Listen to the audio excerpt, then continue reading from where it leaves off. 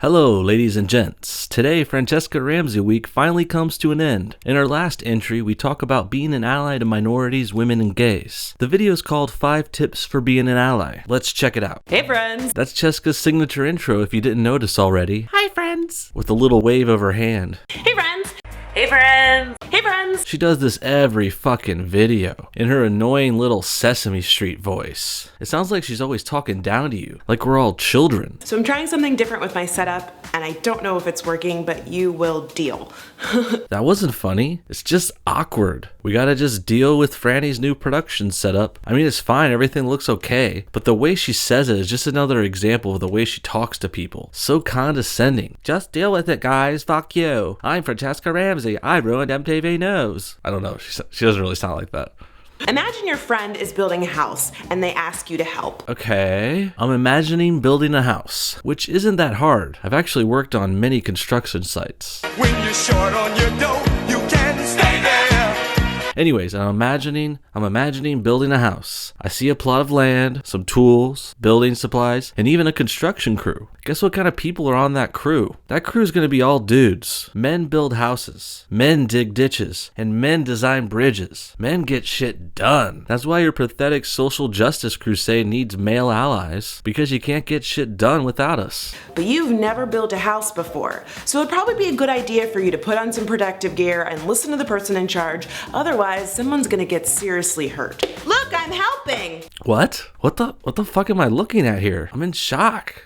Is this a joke? Is this supposed to be funny? Do I laugh now? Also, this joke seems a little bit anti-ableist. She's basically acting retarded. Wee wee wee. Sorry, that's not PC. This person is acting retarded. Don't want to say she, assuming the gender of this creature. It's the exact same idea when it comes to being an ally. An ally is a person that wants to fight for the equality of a marginalized group that they're not a part of. We need your help building this house, but you probably should listen so you know what to do first. Let's do this.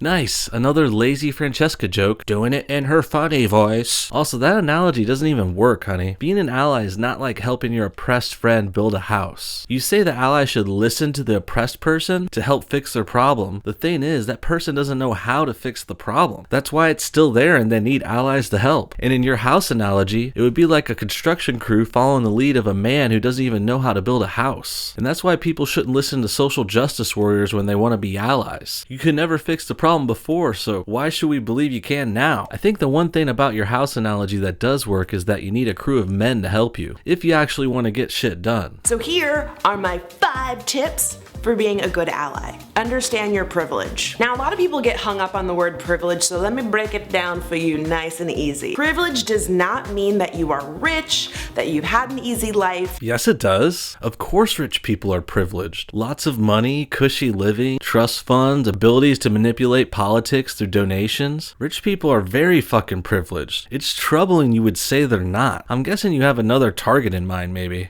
All it means is that there are some things in life that you will not experience or ever have to think about just because of who you are. Alright, so the first step in being an ally is checking your privilege, or realizing how entitled you are and how naive you are to others' problems. That's a great start. Basically, you're starting off by telling your potential recruits that they're spoiled and dumb. You might want to work on that strategy, babe. It's kind of like those horses that have those blinders on. They can see just fine. There's just a whole bunch of stuff on the side that they don't even know exists. Whoa, what happened? You started talking about horses and this new picture popped up. Now I'm totally confused. Which one is the horse, the left or right picture? Francesca, where'd you go? Which of these guys has blinders on? Looks like they both do. Both are narrow-minded. Both are unable to truly see the world around them. They're also both grossly not self-aware. The resemblance is uncanny. So for example, there are currently 29 states where you can legally be fired for being gay. And there are 34 states where you can legally be fired for being trans. Now, as a straight cis woman, those are things that I don't have to ever think about if I don't want to. I'm not going to be fired because I'm straight, and I'm not going to be fired because I am cis. If that's true about firing gay people, that really does suck. But I just can't get past the way she says cis. I always thought it was more like cis, but I would never really use that word anyway. When I hear someone say it, I know I'm in for some stupid SJW bullshit every fucking time. So it makes sense that before I can fight for the rights of others, I have to understand what rights I have and others don't. That's privilege. We have equal rights in the this country. In fact, the people talking about this ally shit like you have more rights than most people. Remember, Franny is a twofer, so she gets both female privilege and black privilege. That's right, black people have privileges, like affirmative action or quotas, which favor them when applying for schools and work. Listen and do your homework. It sounds like a no-brainer, but it's not possible for you to learn if you aren't willing to listen. So you gotta know when to zippa the lippa.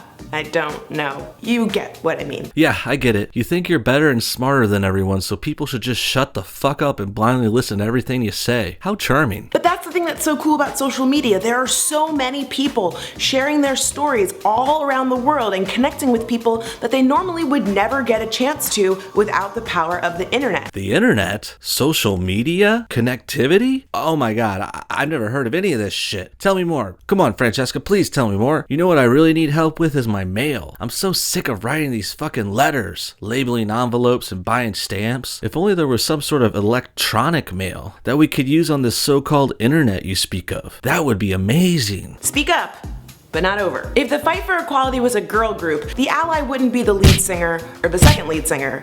They'd be Michelle. That's her third shitty analogy. First it was building a house, then it was horse blinders, and now it's Destiny's Child. All of her points are also humiliating to the ally. First you gotta understand your privilege because you're a piece of shit white person who should feel guilty about everything. Next you gotta listen and do your homework. Just like back in high school, allies are like students that have to obey the authority of SJWs. Lastly, allies can speak up, but never speak over their minorities. They're always right. These tips are very degrading so far. Sounds like she's encouraging allies to be subservient bitches, and I don't think that's the kind of help most of these minority groups need right now. Tough love with some rational advice to back it up would be much better, but these groups don't want to hear it. They don't want to evolve their views, learn new things, or improve their situations. Hell, most of these people whining don't even have that bad of a situation. They don't even need the fucking help to begin with. Well, that's about it. Her last point is a little redundant. She says finally you gotta do the work. Kinda brings it back to her house analogy in the beginning. She wants the majority people, aka white males, to do all the work for women and minorities. We build their PC houses and they get to reap the spoils. Cultural Marxism at its finest. Thanks again for watching, everybody, and thanks so much for participating in Francesca Ramsey Week. It was a lot of fun. More videos are coming in a few days. Until next time, have a good one, and get some rest already. You look tired from all that bitch ally work. Go take a nap. Bye!